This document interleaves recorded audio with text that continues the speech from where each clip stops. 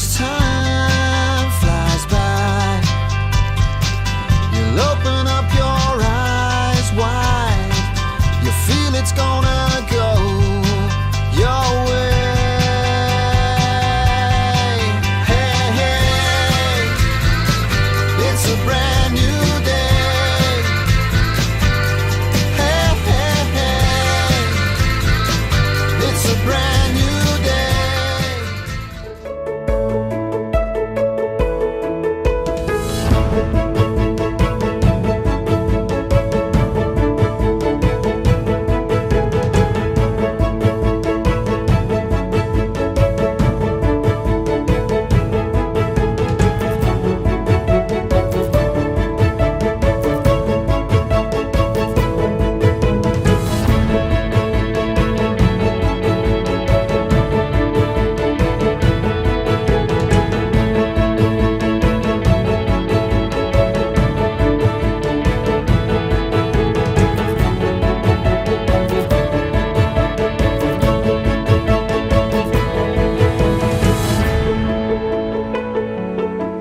A big thank you to CIT Marbella, that fabulous networking association grouping together actually businesses here on the Costa del Sol.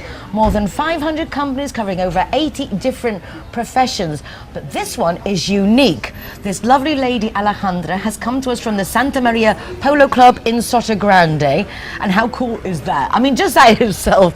Welcome, Alejandra. Thank you very much, Nicole. It's very exciting. I, in Madrid, live near actually a polo club, which is not the most common thing in the world. So I do actually have a little bit of an idea.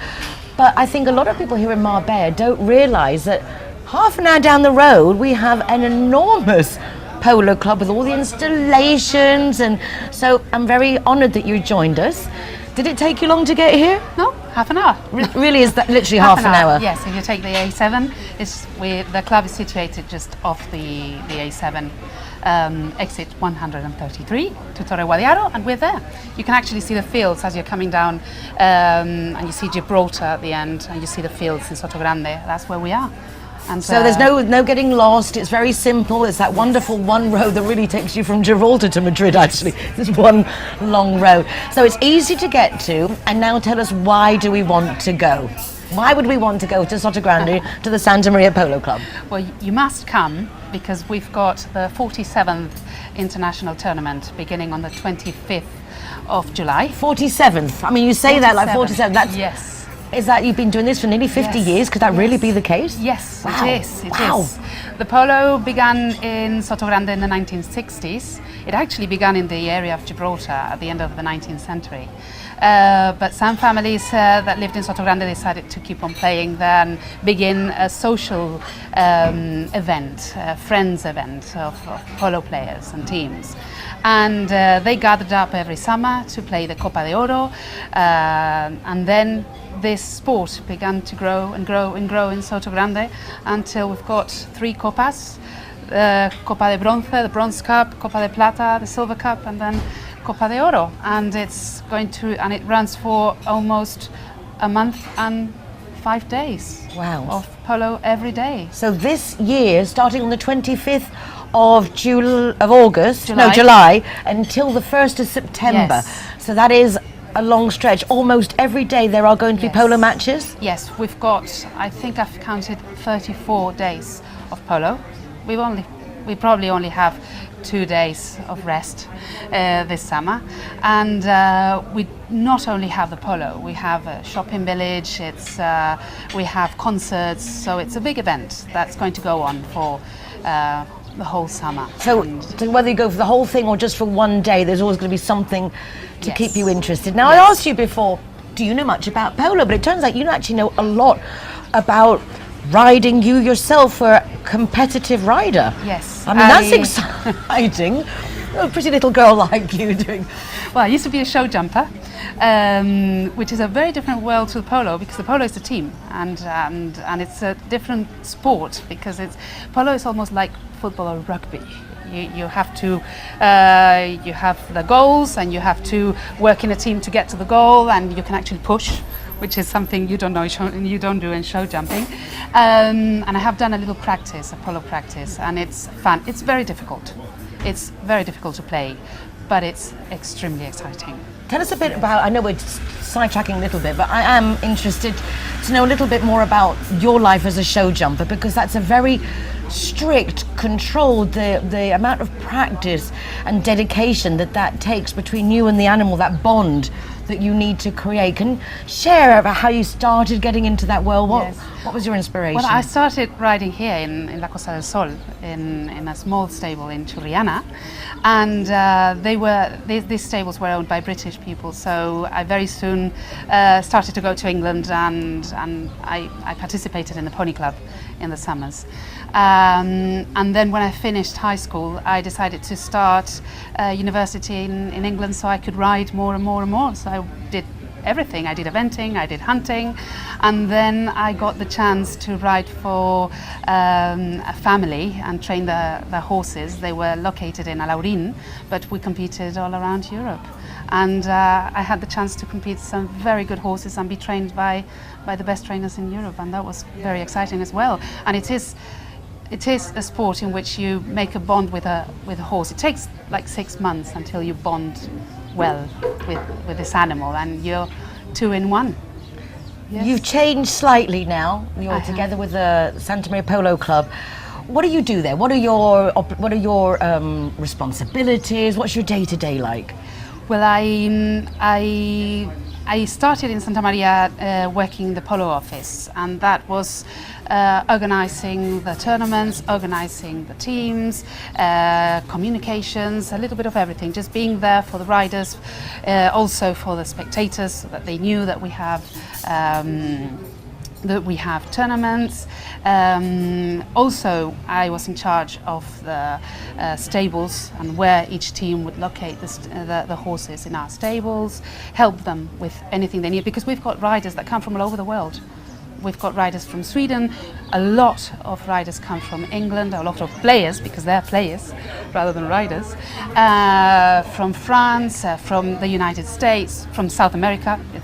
I mean, this is a sport that really is unlike any other, because it's one thing if you're taking your players around the world, but with this sport, people take their horses, not a horse, but they all have these teams of horses, teams of player. You really have to be financially secure to enjoy polo. Very much. I mean, if you want to meet who's who of who's who, Sotogrande is the place. I mean, it's serious money. Yes, you need, for the low handicap, players use at least 5 horses for each game. For the lower handicap? Yes, because they need to change constantly. As a horse is fine for 1.5 minutes, 2 minutes. Cantering and exercising, then they need to change. And the high handicap players will bring up to 12 horses each. So that make the maths. I bet the transport companies are delighted with you, all this shipping backwards and forwards. A lot. And the trucks are huge.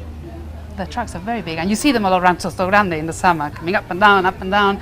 And so you will have in the palenques, which is where they prepare the horses at the end of the field, you will have 40 horses in one side and 40 horses in the other. Wow, so if you're an animal lover, it's certainly, I mean, there's so many reasons to go. You've just had the women's polo tournament. Yes. Now, it's a very macho sport, polo, but obviously not, because it was a very successful event. Loads of players came.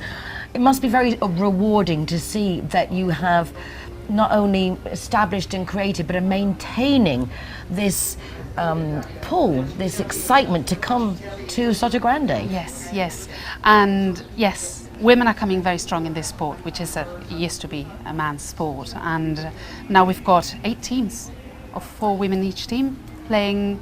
That they have been playing this last weekend, and they are players that are coming from all over the world as well, and players with a very high handicap. This tournament was just a feminine tournament, but sometimes women and men play together in teams, like the weekend before. Yes. See, we're missing so much. Thank heavens that CIT Marbella put us in touch, because now we will maintain that contact. Coming up for this event, it starts on the 25th of July, goes through to the 1st of September. We can go and pay no money, just go in, get yourself a little refreshment, hang out, look at the horses, enjoy the games, or there are options of going into the grades, going into the specials, VIP seats, going into a box. Explain a little bit about the format of what we can, when we go there, how we can spend our day, because it does sound like a really nice day outing. Yes, we open at 5 o'clock every afternoon. We've got a shopping village, so you can also do other things. When we finish the matches, we will have music. Concerts, different DJs that are coming, so you can spend the whole afternoon there. You don't need to get a hospitality if you don't like to. You can just get your drink, go to the stands, but if you want to come with a group of friends, you can have a private box, or you can watch the polo from the grandstand, which is the best view, and that will have obviously a higher price. But you will have a welcome champagne, you will have lots of lovely things to eat, and a very good service. So well, it is a sport of kings, and if you want to Yes. feel like a king, it's I definitely, recommend it. I mean, it does sound like one of those things, what should we do today? Do something different. It's very important to do something different. Learning a little bit more about polo, having it's so close. As you say, it literally took you half an hour to get here. And one thing that I don't want to miss is is that it's a family atmosphere. Children are very welcome. They've got lots of space to play. You can bring your dogs. Always keep them on the leash, but dogs are welcome. Well, that's nice to know. Yes, and we only charge on the semi-finals and finals. That's only 7 days out of the 34, and that would be €5 and €10. So it's not much. It's a day out if you want to So do it something really is for different in the everyone. summer, and it is for everyone. Casual dressing. You don't need to. Or you come can dress with up if your, you or want you can to. dress up. In fact, we're preparing a ladies' day, so Oh, that's nice. this is getting organised. So We need to go to the website, Yes. obviously, to check out the updates and all Yes. this information about which days it's yes. on, the different and matches. also we're very strong on social media. So if you want to find us on social media, Instagram, Facebook or Twitter, we try to keep up with all the information as well. Wonderful. Just one last thing. On a day-to-day basis, when you don't have this cup going on, is the polo club always open? Can people go and visit? Can people learn? What is the general? Yes, we've got the club? stables, we've got the club. You can phone us if you want to have to receive polo lessons. We are actually now working with companies that are bringing their staff, their executives, to have Like polo incentives. clinics. Yes, we have, because we have such a big space that, and we're so near to Marbella that it's a different thing to do. It's a new thing to do. So you only have to phone us, and we prepare something made to measure, tailor-made. Sounds wonderful. And the summer is long. Yes. It's nice to know that there are things we can do on your own, with a couple, or going with the whole family, or just you and your dog. It sounds Yes. wonderful. Alejandra, thank you so much. Thank you very much, No, I won't Nicole. even say coming all this way, for popping down the road from Sotogrande to Marbella. And we look forward to seeing you all at the Santa Maria Polo Club. Thank you very much, Nicole. Thank you, darling. It was a pleasure. Oh, and for mine as well.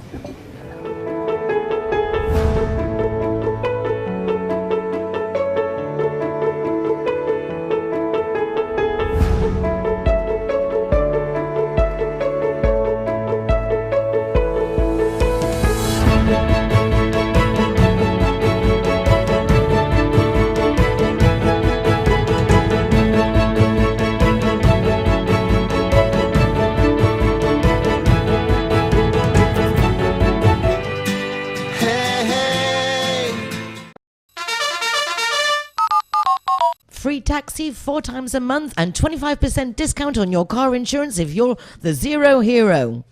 Yeah, I'm here in Marbella, but it says here I'm in La Canada. If you haven't mastered the lingo, don't worry. Linear Director has a free GPS geolocator service that will come and find you.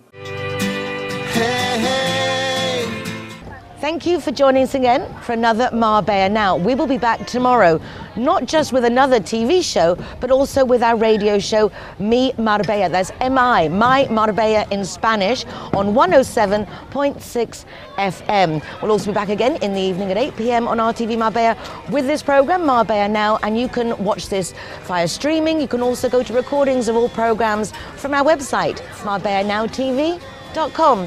Take care of yourselves, be nice to each other, y hasta mañana. It's a brand